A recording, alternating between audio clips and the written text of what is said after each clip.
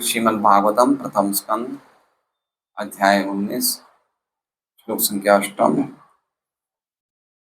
शब्दार्थ अनुवाद एवं तात्पर्य कृष्ण कृपा मूर्ति श्री श्रीमद् चरणारविंद भक्तिवेदांत स्वामी प्रभुपाद द्वारा तत्रोपजग्मुर्भुवनं पुनाना महानुभावा मुनयः सशिष्यः रायेण तीर्थाभिगमापदेशैः स्वयं हि तीर्थानि पुनन्ति सन्तः तत्र वहाँ उपजग्मुः पहुंचा भुवनम ब्रह्मांड को पुनानः पवित्र करने वाले महानुभावः बड़े बड़े मेधावी मुनयः विचारक स्वशिष्यः अपने शिष्यों समेत प्रायेण प्रायः तीर्थ स्थान अभिगम यात्रा अपदेश है के बहाने से स्वयं ही निश्चय ही तीर्थानी तीर्थ यात्रा से सारे स्थान पुनन्ति पवित्र बनाते हैं संतः मुनिगण। अनुवाद। इस अवसर पर बड़े बड़े मेधावी विचारक अपने शिष्यों के संग एवं अपनी उपस्थिति के द्वारा तीर्थ स्थानों को निश्चय ही पवित्र करने वाले मुनिगण तीर्थ यात्रा के बहाने वहां आ पहुंचे। ओम ज्ञानतिमिरान्धस्य ज्ञानाञ्जनशलाकया चक्षुरुन्मीलितं येन तस्मै श्रीगुरुवे नमः। नाम श्रेष्ठमनुमपि शचीपुत्रम् अत्र स्वरूपं रूपं तस्याग्रजनं पुरुपुरीं मातुरीं गोष्ठवाटीं राधाकुन्दं गिरिवरं भवो राधिका माधवाश्रम प्राप्तो यस्य प्रतितकृपया श्रीगुरुं तं नतोऽस्मि। वन्देऽहं श्रीगुरोः श्रीयुतः पदकमलं श्रीगुरुन् वैष्णवांश्च श्रीरूपं सहगृहजातं सहगण्डगुणाधान्वितं तं सजीवं साद्वैतं सावधूतं परिजनसहितं कृष्णचैतन्यदेवं श्रीराधा कृष्णपादान् सहगणललिता शिवशकान्वितांश्च गुरुवैष्णवभगवान् तिने स्मरणाय विघ्नविनाशन् अनायास वै निद्वाञ्छितपुराण। हरे कृष्णा कृष्णा कृष्णा हरे हरे हरे राम राम राम हरे हरे। सभी भक्तों का स्वागत है भागवतम क्लास में।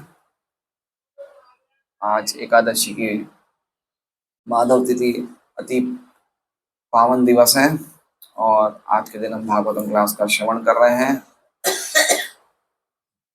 भागवतम इदम भागवतम नाम पुराणम ब्रह्म संहितम। साक्षात परम ब्रह्म है भागवतम। कृष्ण स्वधामोपगत धर्म ज्ञानादि सह कलौ निष्ठ दिशामेश पुराणार्को अधुनोदित। ये साक्षात भगवान के जाने के पश्चात भागवतम पुराण अर्क अधुनोदित। ये कलयुग में अर्क की तरह उदित हुई है। अर्क मतलब सूर्य की तरह है, हमारे हृदय के सब अंधकार को भगाने के लिए। तो हम लोग इस श्लोक की संख्या में आज 8वें श्लोक में है। तो 1 से 7 श्लोक में हमने देखा कि किस प्रकार परीक्षित महाराज ने अपने श्राप को उनको जो दिया गया श्राप है उसका स्वागत किया और क्या किया, स्वीकार किया, पश्चाताप किया, अपराध किया, उसका पश्चाताप किया, श्राप को स्वीकार किया और सब कुछ त्याग कर दिया। कृष्ण को छोड़ के सब कुछ त्याग दिया। अब 8 से 24 श्लोक में किस प्रकार हम देखेंगे कि परीक्षित महाराज ने जितने भी वहां पे ऋषिगण आए उनके प्रति उन्होंने समर्पण किया, मतलब उनको अपनी बात बताई, अपनी बात उनके सामने रखी। ये 8 से 24 श्लोक में देखेंगे। जितने भी वहां पे ऋषिगण एकत्रित हुए थे उनके सामने अपनी बात रखी, उनको निवेदन किया उनसे प्रार्थना करें। ये सब हम श्लोक संख्या 8 से 24 में देखेंगे। तो जो आज का श्लोक है उससे पहले हम कल के श्लोक की चर्चा करेंगे। इति व्यवच्छिद्य स पांडवेय प्रायोपवेशं प्रति विष्णुपत्यां तदौ मुकुन्दांघ्रिमनन्य भावो मुनिव्रतो मुक्त समस्त संग। तो इस प्रकार परीक्षित महाराज ने निश्चय करके दृढ़ता से निश्चय किया और आमरण उपवास के लिए विष्णु पद्याम भगवान विष्णु के चरण से निकलने वाली गंगा जी के तट पे बैठ गए। क्यों बैठ गए? ददौ मुकुंदांग्रिम अनन्य भावा, मुकुंद भगवान मुकुंद के चरणों में पूरी तरह से उन्होंने अपने मन को दधो, दधो मतलब धारण कर लिया, मन में भगवान के चरण धारण कर लिए। अनन्य भावा, एकाग्र भाव से। अनन्य का एक और अर्थ हमने विश्वनाथ चक्रवर्ती ठाकुर के साहब से क्या पढ़ा था? अनन्य भाव का अर्थ क्या पढ़ा था? जानू तो माता जी, पता है आपको? अनन्य भाव कल आए थे आप, दीपिका माता जी? अनन्य भाव का अर्थ विश्वनाथ चक्रवर्ती ठाकुर के हिसाब से क्या था? हाँ 50%, बाकी 50% बताइए। हाँ वो आ गया उसमें कि भगवान के अलावा किसी को नहीं किया, तो उनको 50% मार्क मिल गया, 50% और बाकी है। अनन्य भाव का अर्थ दूसरा कोई साधन नहीं सुना भक्ति के अलावा। तो 50-50 मार्क आप दोनों को मिल जाएंगे, ज्यादा नहीं मिलेंगे। अनन्य भावा है। और उसके साथ क्या किया उन्होंने? मुनि व्रत मुक्त समस्त संग, मौन व्रत। मौन व्रत मतलब सोच विचार के बिल्कुल उप शांति को प्राप्त किया, मनन के द्वारा मुनि व्रत का धारण किया, भक्तों के व्रत को धारण किया कि अब मैं भगवान की चर्चा के अलावा और कोई चर्चा नहीं करूंगा।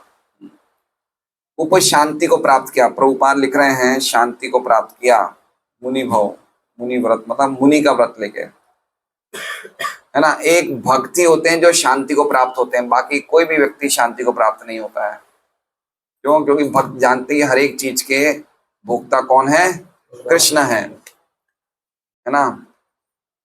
भोक्तारम यज्ञ तपसाम सर्वलोक महेश्वरम सुरदम सर्वभूतानाम ज्ञात्वा माम शांति मृच्छति। जो मुझे जान जाता है कि मैं सभी यज्ञों का, सभी तपस्याओं का भोक्ता हूँ, सभी लोकों का महेश्वर हूँ और सभी जीवों का सबसे सूरद हूँ, वो ही शांति प्राप्त करता है। तो ये शांति किसको मिलती है?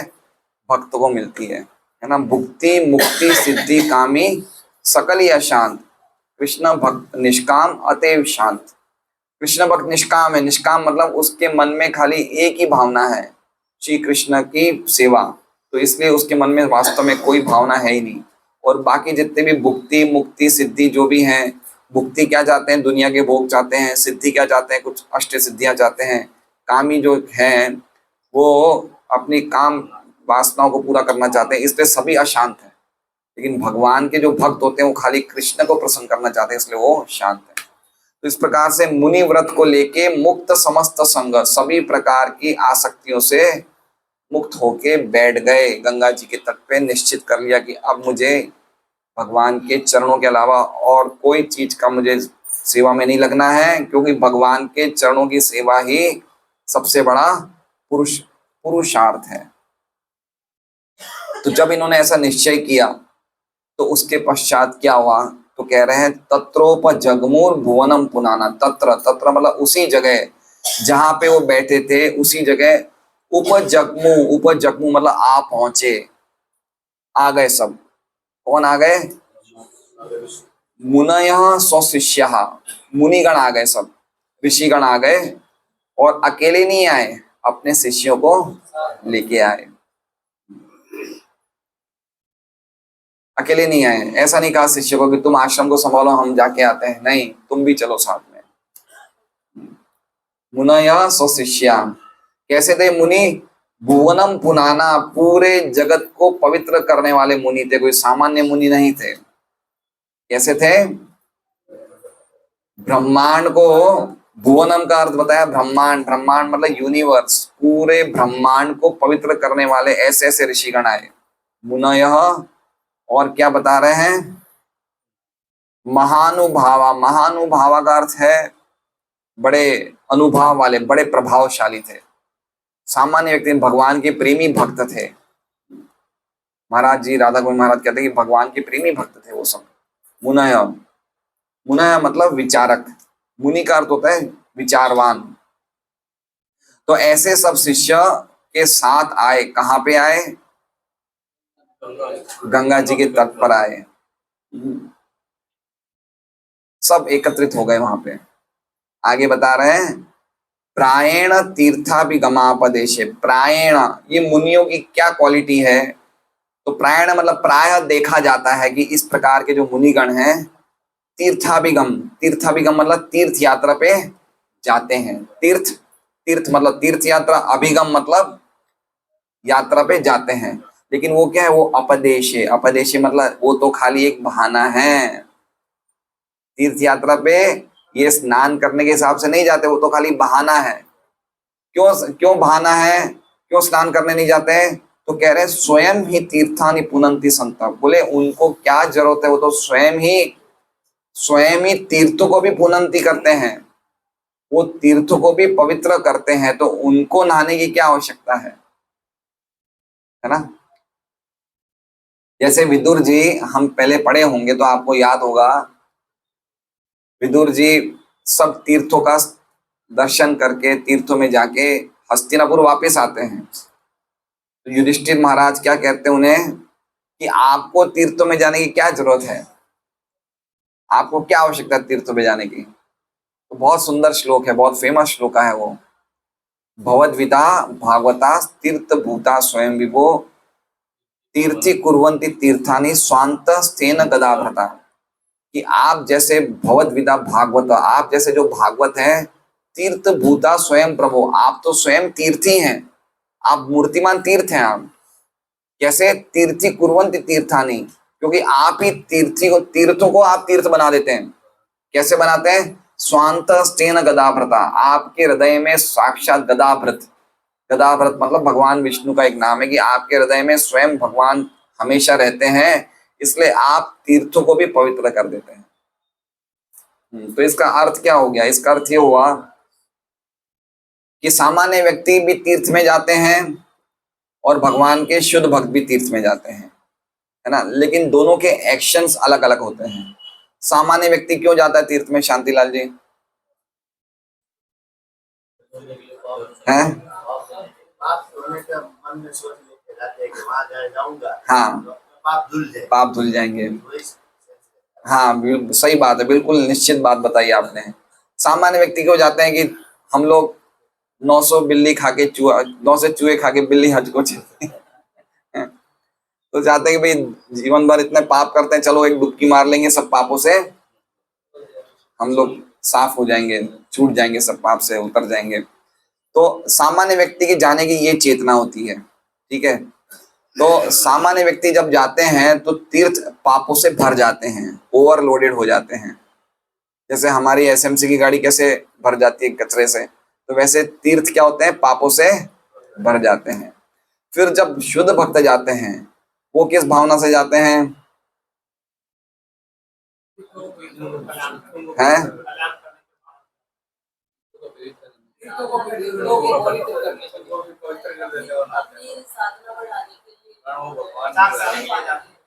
देखिए शुद्ध भक्त किस भावना से जाते हैं?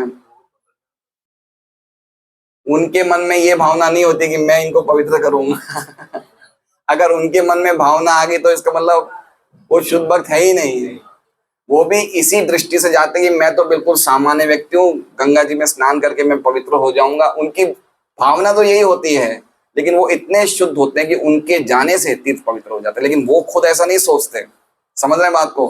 मान लीजिए हंसुर प्रभु गए नर्मदा नदी पे और बोले कि अरे मैं तो सुबह 3:30 बजे उठता हूँ, देखो अब मैं नहाऊंगा और सब तीर्थ पवित्र। तो अगर ये ऐसा सोच रहे हैं तो एक नंबर के असुर हैं।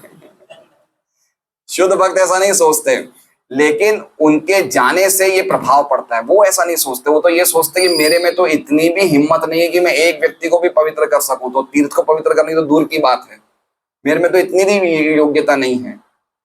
और इस दैन्य भाव से जाते हैं, क्योंकि ऐसे दैन्य से ही भगवान उनके हृदय में सदैव विश्राम करते हैं।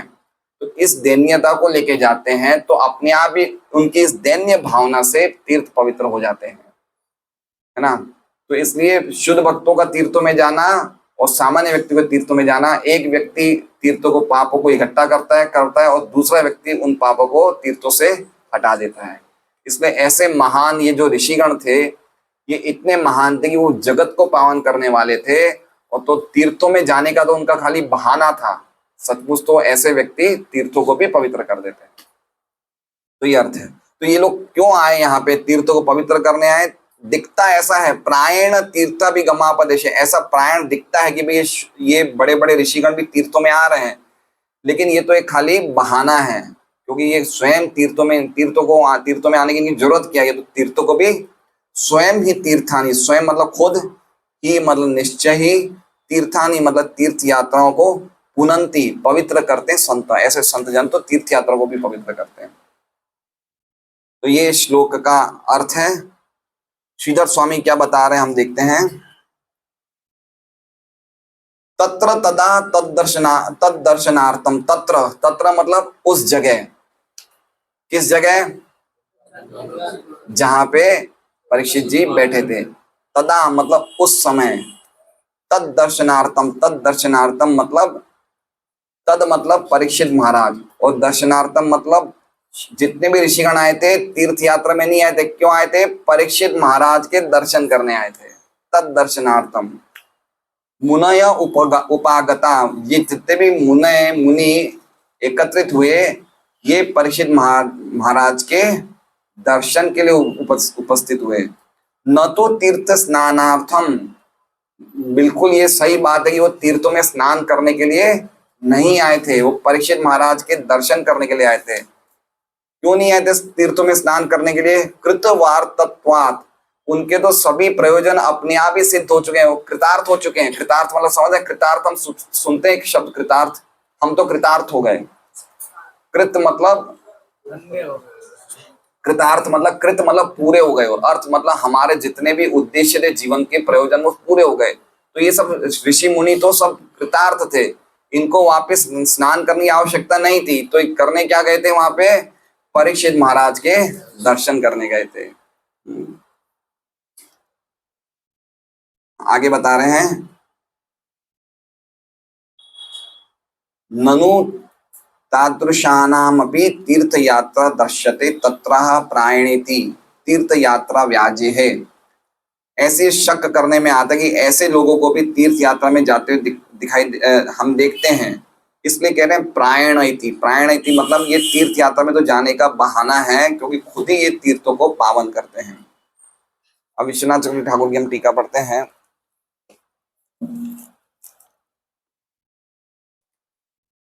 ये ऋषिगण परीक्षित महाराज को देखने आए थे, नहाने नहीं आए थे। सबसे शुरुआत में बोलते हैं ये ऋषिगण नहाने के लिए नहीं गए थे, ये परीक्षित महाराज को देखने गए थे, क्योंकि खुद ही इतने पवित्र है, तो नहाने से इनका क्या अर्थ सिद्ध होता है। तो फिर ये क्यों दिखते हैं तीर्थ यात्रा में ऐसे ऋषि? तो कह रहे हैं ये तो खाली बहाना है। ये ऋषिगण समझ गए थे कि परीक्षित महाराज को देखना, उनके दर्शन करना तीर्थों के दर्शन करने से ज्यादा जरूरी है। क्या कह रहे हैं? इन ऋषियों ने समझ लिया कि तीर्थ यात्रा में दर्शन करने से ज्यादा जरूरी क्या है? परीक्षित महाराज के दर्शन करना। देखिए एक बात समझिए, दिवाली पे कहाँ जाना चाहिए? छुट्टियों में वहां जाना चाहिए जहां भक्त लोग एकत्रित होते हैं, है ना। वैष्णव के दर्शन करना, जब एक साथ सभा में एकत्रित होते हैं, वहां जाना ही सबसे बड़ी हमारी वेकेशन का सदुपयोग है। तो देखिए ऋषिगण इतने पवित्र हैं कि पूरी दुनिया को पवित्र कर रहे हैं, लेकिन ये भी किनको देखने आए हैं? परीक्षित महाराज को। राधा गोविंद महाराज की व्याख्या हम सुनेंगे, उन्होंने बहुत अच्छी अच्छी बातें बताई इससे संबंधित। आगे कह रहे हैं, उन्होंने अपनी सर्वज्ञता से समझ लिया कि वो कोई अद्भुत आनंद का आस्वादन नहीं कर सकते जितना मीठा आस्वादन भागवतम के माधुर्य का है। मतलब वो भी समझ गए कि यहाँ पे भागवतम बोली जाने वाली है। कैसे समझ गए? क्योंकि वो सब भी सर्वज्ञ थे। क्या थे? सर्वज्ञ। पहले क्या लिखा हुआ है?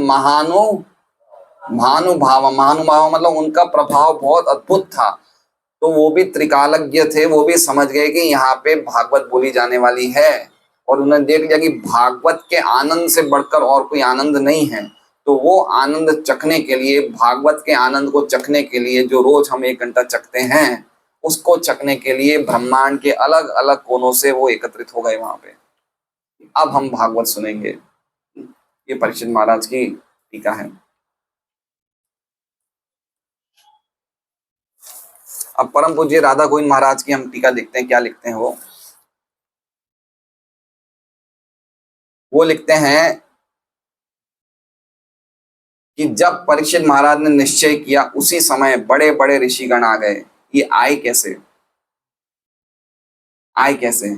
एरोप्लेन से आए, ट्रेन से आए, बस से आए, किससे आए? ये मन की गति से आए। किससे आए? हमें यहाँ से अगर राजधानी में जाना है तो कितना टाइम लगेगा महेंद्र जी? मथुरा जाना हो तो है 12 घंटा, है ना? और अगर आप मन से जाओगे तो कितना टाइम लगेगा? है 1 सेकंड भी नहीं लगेगा। अभी तुरंत हम मन में कृष्ण बलराम मंदिर में मन से द्वारा पहुंच सकते हैं। तो ऋषिगण कौन थे? ये सब सिद्ध थे, महानुभावा। तो ये मन की गति से पहुंच गए, सेम डे पहुंचे। जब परीक्षित महाराज बैठे उसी दिन, मतलब ये सब काम उसी दिन हो गया, श्राप मिलना और वो सब काम, उन्होंने राजपाट सब त्याग दिया, उसी टाइम ये सब ऋषिगण आ गए, मन की गति से आए। आगे बता रहे हैं महाराज जी कि इन सब ऋषिगणों को पूरा विश्वास था कि परीक्षित महाराज भगवान के धाम जाने वाले हैं। कहाँ जाने वाले हैं? भगवान के धाम जाने वाले हैं। इसलिए ये उनको विदाई देने के लिए आए हैं। किनको? परीक्षित महाराज कहाँ जाने वाले हैं? तो उनको विदाई देने के लिए आए। तो महाराज कहते हैं कि सामान्य व्यक्ति के जब रिश्तेदार जाते हैं एक नरक से दूसरे नरक में, तो हम विदाई देने जाते नहीं जाते? रेलवे स्टेशन, है ना? एक नरक से दूसरे नरक में जाते हैं, मतलब समझ रहे हैं? एक शहर से दूसरे शहर में हम जाते हैं, एयरपोर्ट पे जाते हैं, ड्रॉप करने जाते हैं, रेलवे स्टेशन पे जाते हैं, ड्रॉप करने, बस स्टेशन पे जाते हैं। तो सामान्य व्यक्ति जब दूसरे नरक पे जाने वाला व्यक्ति दूसरे नरक में जा रहा है तो विदाई दे रहा है, तो ये लोग तो क्यों नहीं देंगे जब स्वयं भगवान के धाम जा रहे हैं, है ना? कितनी सुंदर बात बता रहे हैं, है ना? हम लोग कितना आतुर रहते हैं। एक व्यक्ति सूरत से मुंबई जा रहा है, उसको भी हम छोड़ने जाते हैं।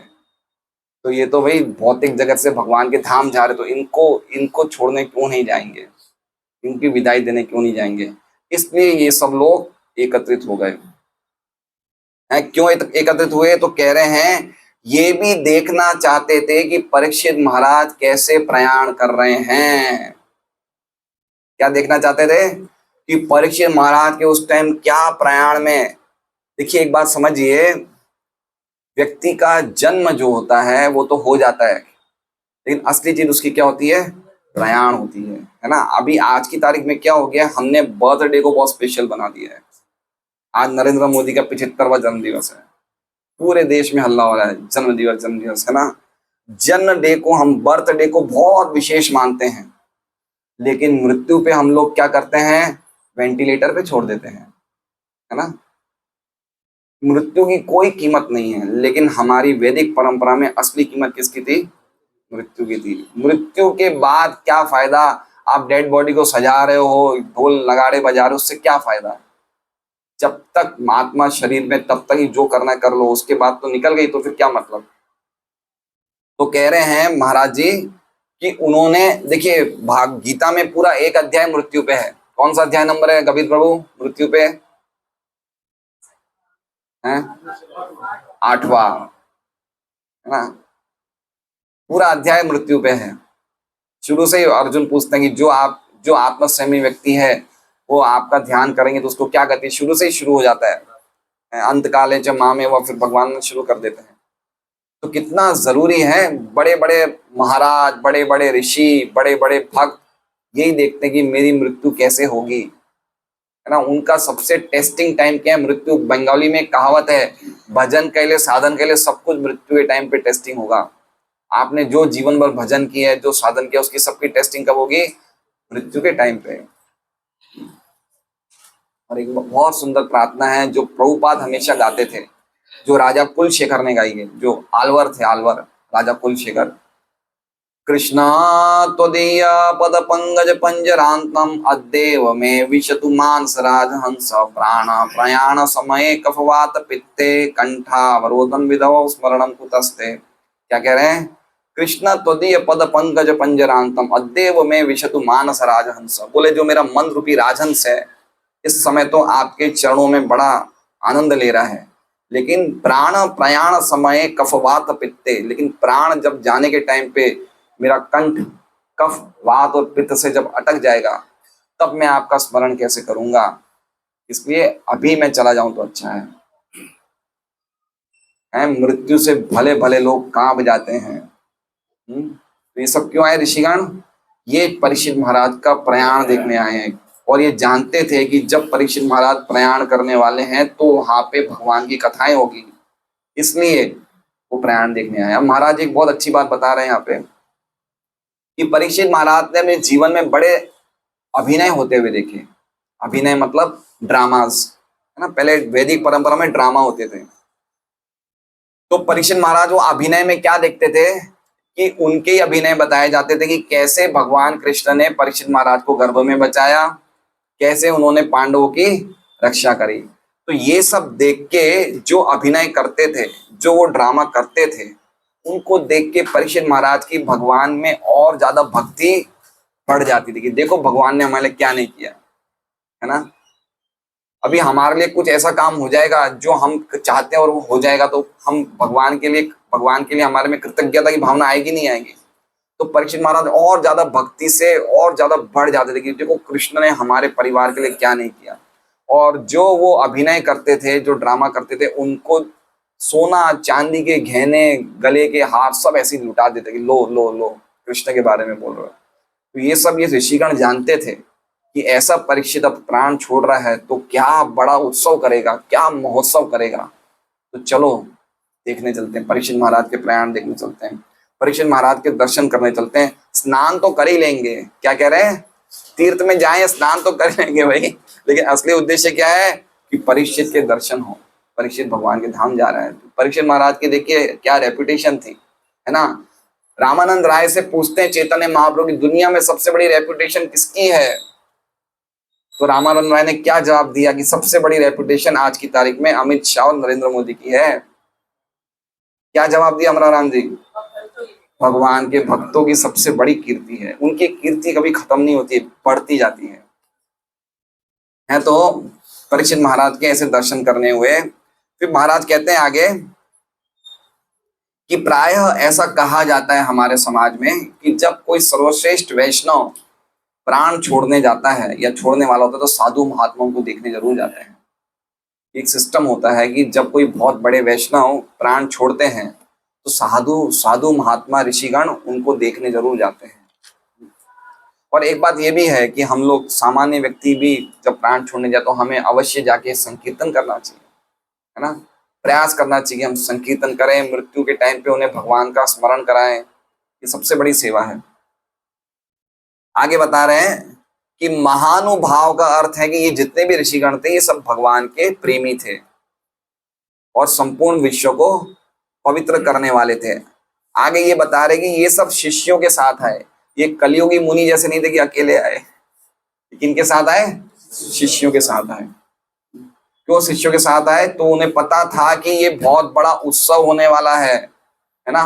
तो महाराज उत्सव की बात बता रहे हैं, कह रहे हैं कि जब भी हम उत्सवों में जाए तो उत्सव में जाने से हमारी भक्ति बढ़ती है, इसलिए उत्सव में जाना चाहिए, फेस्टिवल में जाना चाहिए। जैसे हमारा व्यास पूजा फेस्टिवल होता है, श्रवण कीर्तन कैंप होता है, हजारों भक्तों को हम देखते हैं माला करते हुए, जप करते हुए, मंगल आरती में जाते हुए। तो देखने मात्र से व्यक्ति की भक्ति बढ़ जाती है, प्रीचिंग करने की आवश्यकता ही नहीं है। और एक बात निश्चित देखें कि हम ऐसे फेस्टिवल में जाते तो अपने आप ही कुछ ना कुछ भक्त तो अपने आप ही बन जाते हैं, अपने आप ही फेस्टिवल से आने के बाद 16 माला कर देते हैं, कुछ लोग चालू कर देते हैं। तो इसलिए ये अपने शिष्यों को लेके गए कि तुम यहाँ मत रहो, तुम भी चलो, वहां बहुत बड़ा महोत्सव होने वाला है, परीक्षित महाराज का प्रयाण है, भगवान की कथा है, सब लोग आएंगे, इकट्ठे होंगे, चलो अकेले मत रहो। आगे कह रहे हैं कि महोत्सव यानी कि उत्सव भक्तिमय सेवा की माता है। क्या कह रहे हैं? Festival is the mother of devotional service.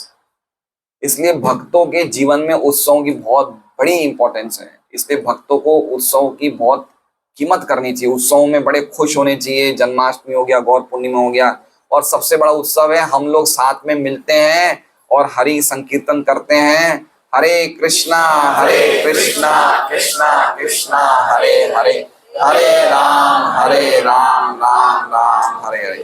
तो ऐसे दुर्लभ अवसर में महाराज कह रहे हैं कि ऐसे दुर्लभ अवसर में हम जाते हैं, तो उस अवसरों में हाजिरी लेने से, अटेंडेंस करने से हमारे हृदय में भक्ति का बीज पड़ जाता है।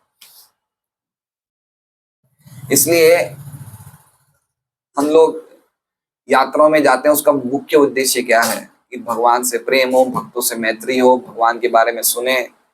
इसलिए हमें हमेशा जब हम भक्त बन जाएं तो हमें प्रयास करना चाहिए हम अपने परिवारों को ऐसी यात्राओं में लेके आए, है ना।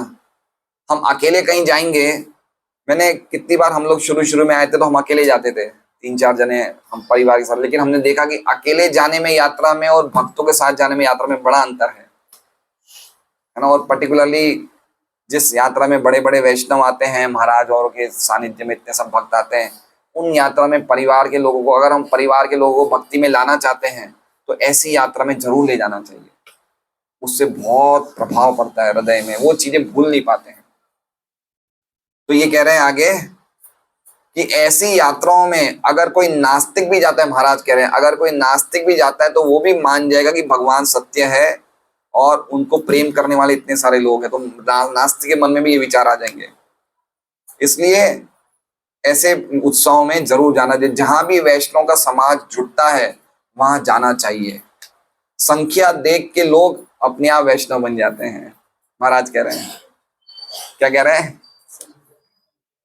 तो उन्होंने एक उदाहरण दिया, उन्होंने कहा कि एक बार 10-12 लोग, गांव का एक उदाहरण दिया, 10-12 लोग गन्ने की खेती में जाते, गन्ना चुराने। तो वो गन्ना तोड़ रहे थे गन्ना, तो जितने भी गन्ने के मालिक ने उनको देख लिया, तो गन्ने का मालिक भागा उनके पीछे। तो 10-12 लोग जोर जोर से भागने लग गए। तो 10-12 लोग जब भाग रहे थे तो भागते भागते जब दूसरे गांव वालों ने देखा कि ये क्यों भाग रहे, तो उन्होंने भी बिना सोचे समझे भागना शुरू कर दिया। तो मालिक ने बोला, भाई तुम क्यों भाग रहे हो, तुमने थोड़ी कुछ किया। बोले हम तो, वो भाग रहे इसलिए हम भाग रहे हैं। तो कह रहे संख्या देख के बहुत फर्क पड़ता है। तो हम ऐसे वैष्णव की संख्या में आते हैं ना, तो अपने आप ही हमारे हृदय में उसका बहुत ही अनुकूल प्रभाव पड़ता है। महाराज कह रहे हैं कि लोगों को विदेश जाने का, ताजमहल के, आगरा का ताजमहल देखना, चाइना की दीवार देखना, इसका बड़ा आनंद आता है, लेकिन ये क्या आनंद है? भक्तों की सभा में बैठने का असली आनंद वो है। कह रहे हैं कि तीर्थ तो, भक्तों के हृदय में भी तीर्थ का भाना होना चाहिए। तीर्थों में हमें क्या ढूंढना चाहिए? भक्तों का संग, वैष्णव के दर्शन और कथा श्रवण। ये तीर्थ, 3 चीजों का हमें प्रयास करना चाहिए। जब भी हम तीर्थ में जाएं, कथा श्रवण करने का अवसर, भक्तों का संग और वैष्णव के दर्शन, ये हमें प्रयास करना चाहिए। ये हमारा असली तीर्थ है। और गीता भागवत में भगवान उद्धव जी को भी बोलते हैं, यस्यात्म बुद्धि गुण के त्रिधातु के स्वधि कलत्रादिषु भौमे यदि तीर्थ बुद्धि सलिले न करिचित जनेश्व अभिज्ञेषु स एव गोखर। क्या बता रहे हैं भगवान उद्धव जी को कि जो व्यक्ति अपनी पहचान ये मांस के थैले शरीर से करते हैं और इस शरीर के विस्तार यानी कि घर के लोगों से अपना रिश्तेदार मानते हैं और खाली जन्म लेने वाली भूमि को पूज्य मानते हैं और तीर्थ में खाली जलों में स्नान करने जाते हैं और उनका कोई दूसरा उद्देश्य नहीं है, वहां पे कोई बड़े साधु व्यक्ति से मिलने नहीं जाते। क्यों जाते हैं? बस स्नान करके डुबकी लगा के आते। ऐसे लोग क्या है? ऐसे लोग गधे के समान है, गाय गधे के समान है। इसलिए 8:3:17 8वां स्कंद है, 8वें स्कंद का श्लोक है ये। अच्छा, तात्पर्य बताएं। तो इसलिए हमें समझना चाहिए कि हमारा उद्देश्य क्या तीर्थ जाने का। तो हम जब जाएं, कोई यात्रा में जाए, तो हम पहले ही सोचना चाहिए भक्तों का संग प्राप्त हो, वैष्णव का दर्शन हो, भगवान की कथा सुने, वही हमारा उद्देश्य होना चाहिए। चैतन्य महाप्रभु जाते हैं दक्षिण भारत यात्रा में, है ना, तो सबको क्या बोल के जाते हैं कि मैं अपने भाई को ढूंढने जा रहा हूँ, विश्वरूप को, जो घर छोड़ के चला गया है। तो मैं अपने भाई को ढूंढने जा रहा हूँ, इसलिए आप लोग मेरे पीछे मत आइएगा। लेकिन सब जगन्नाथपुरी के भक्त समझ गए कि लोगों का उद्धार करने के लिए जा रहे हैं। तो भक्तों का जाने का उद्देश्य और सामान्य व्यक्ति के जाने का उद्देश्य में बहुत जमीन आसमान का अंतर है। अब प्रभुपाद का हम तात्पर्य पढ़ते हैं।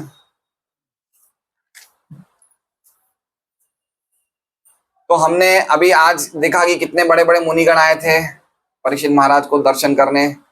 इससे पहले हमने इसी स्कंद में देखा और भी कई मुनिगण आए थे किसी के दर्शन करने। भीष्म पितामह के, है ना, उनके टाइम पे भी, उनके प्रयाण के टाइम पे भी पूरे ब्रह्मांड से बड़े बड़े ऋषिगण आए थे। इसलिए बहुत इंपॉर्टेंट है अपने प्रयाण को सुधारना। मृत्यु, है ना, मृत्यु हर क्षण हमारे पीछे पड़ी हुई है। तो कैसे हम हर एक क्षण भगवान के नामों में अपने मन को लगाए रखें, ये हमारा जीवन का असली, ये हमारी जीवन की असली तैयारियां हैं। परीक्षा नहीं है। परीक्षा कब होगी? मृत्यु के टाइम पे। ये क्या है? ये हम तैयारियां कर रहे हैं। एक होता है तैयारियां, एक होता है एग्जामिनेशन। मृत्यु कब आएगी? सब जगह मृत्यु ही है। मृत्यु सर्वथा सब जगह मृत्यु है। हर समय हर क्षेत्र में मृत्यु है। तो इसलिए कभी भी मृत्यु आ सकती है। इसलिए हमें हर समय तैयार रहना चाहिए। हरे कृष्णा कृष्णा कृष्णा हरे हरे, हरे राम राम राम हरे। प्रभुपाद जी का हम तात्पर्य पढ़ते हैं। तात्पर्य: जब महाराज परीक्षित गंगा के तट पर बैठ गए तो ये समाचार ब्रह्मांड में चारों दिशाओं में फैल गया और अत्यंत मेधावी मुनिगण जो इस अवसर के महत्व को समझ सकते थे, है ना। मुनि का अर्थ एक ये भी होता है कि जो अवसर के महत्व को समझता है। जैसे हमने पहले भी एक शब्द आया था मुनि व्रत, तो हमने ये इसके मीनिंग में बताया था कि जो जीवन के महत्वपूर्ण वस्तु को मनन के द्वारा स्वीकार करता है ना। तो अवसर के महत्व को समझ सकते। तीर्थ यात्रा का बहाना करके वहां आप पहुंचे। वास्तव में वे महाराज परीक्षित से भेंट करने आए थे, स्नान यात्रा करने नहीं आए थे, क्योंकि वे सभी तीर्थों को पवित्र करने में सक्षम थे। सामान्य लोग अपने समस्त पापों को धोने के लिए तीर्थ स्थानों में जाते हैं। इस तरह तीर्थ स्थान अन्यों के पापों से बोझिल हो उठते हैं। किंतु जब ऐसे मुनि बोझिल तीर्थ स्थानों की यात्रा करते हैं तो वे अपनी उपस्थिति से उन स्थानों को, अब देखिए ये मुनि जो हैं, ये भक्त हैं जो स्नान करते हैं, ये क्या मानते हैं कि हम तो सामान्य व्यक्ति से भी गिरे हुए हैं, तो ही स्थान पवित्र होंगे और तो ही वो करने में सक्षम रहेंगे। हमारी क्या स्थिति है? तृणादपि सुनीचेन तरोरपि सहिष्णुना, है ना। हम लोग तृण से भी अधिक नीच हैं। तो मन में कभी ये भावना नहीं आनी चाहिए कि मैं 16 माला कर रहा हूं, अभी मैं गंगा में डुबकी लगाऊंगा तो सब कुछ पवित्र हो जाएगा। है ना। हमें मन में भावना कभी नहीं लेनी चाहिए, हमारे में कोई योग्यता नहीं इस प्रकार की। अतएव जो मुनि महाराज परीक्षित से भेंट करने आए, उन्हें सामान्य व्यक्तियों की भांति अपने को शुद्ध करने की परवाह नहीं थी, अपितु वे उस स्थान में स्नान करने के बहाने महाराज परीक्षित से भेंट करने आए थे, क्योंकि उन्होंने ये पूर्वानुमान लगा लिया था कि सुखदेव गोस्वामी द्वारा श्रीमद् भागवतम का प्रवचन होगा। जैसे विश्वनाथ ठाकुर बोलते हैं ना, उन्होंने सर्वज्ञता के द्वारा जान लिया था यहाँ भागवतम का कथा चलने वाला, तो इन्होंने यही बोल रहे प्रभुपाद कि उन्होंने पूर्वानुमान लगा लिया था कि सुखदेव गोस्वामी द्वारा श्रीमद् भागवतम का प्रवचन होगा। वे सभी इस महान अवसर का लाभ उठाना चाहते थे। हरे कृष्णा। श्रीमद् भागवतम की जय। श्रील प्रभुपाद की जय। वांछा कल्पतरुभ्यश्च कृपा सिंधुभ्येव च पतितानां पावनेभ्यो वैष्णवेभ्यो नमो नमः।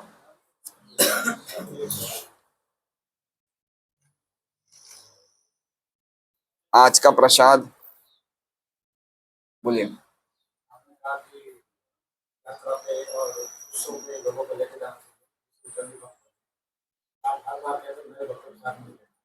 नए भक्तों को साथ में नहीं लेना है। अगर वो भक्त यात्रा के नियम फॉलो करना तैयार हैं तो ले जाना चाहिए। इसलिए इसलिए हम उनको ले जाते हैं जिनके रेफरेंस से कोई आता है। जैसे आप अगर बोल रहे हैं कि प्रभु जी मेरे साथ 2 भक्त आएंगे, तो आपको उनकी जवाबदारी लेनी पड़ेगी, कम से कम वो सब लेक्चर अटेंड करें, आरती अटेंड करें, वो आपकी जवाबदारी होगी। मैं पिछली बार लेके चला तो आपने मना कहा था, और जगदीश की बात चलने से तो भक्त बन गई। हाँ, आपने मना बोला था, और वो यात्रा में चले तो भक्त बन गए, तो अच्छी बात है। ये तो अच्छी बात है, भक्त बन गए। मैं तो गलतियां करता ही हूँ हमेशा, तो वो तो मैं तो अपनी गलती मान ही रहा हूँ। मैंने मना किया था, लेकिन फिर भी भगवान की इच्छा थी, वो भक्त बन गए, तो अच्छी बात है।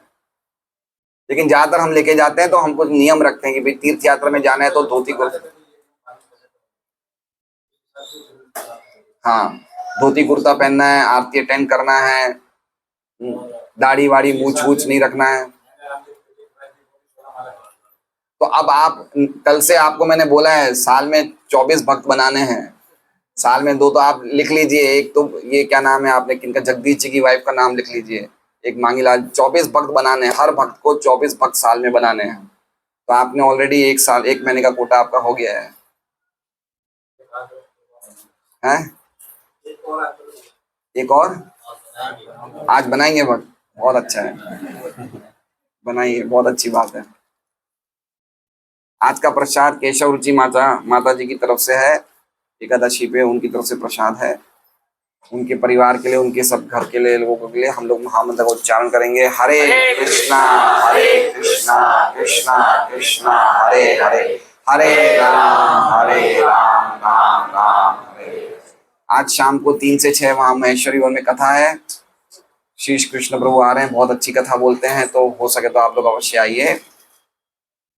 और शाम को गोपालवन प्रभु एक जगह प्रचार करने जाएंगे 4 दिन के लिए, रोज मॉडल टाउन रेसिडेंसी में। निर्मल और अंकित जहाँ रहते हैं वहां भी कोई भागवत कथा हो रही है, तो उसके बाद इनको अवसर मिलेगा कुछ कथा बोलने का वहां पे भागवत के बारे में। तो उनके साथ भी हमें 3-4 भक्त चाहिए। तो उनके साथ कौन जाएगा? एक तो राजविद्या प्रभु, आप जा पाएंगे शाम को 6 बजे?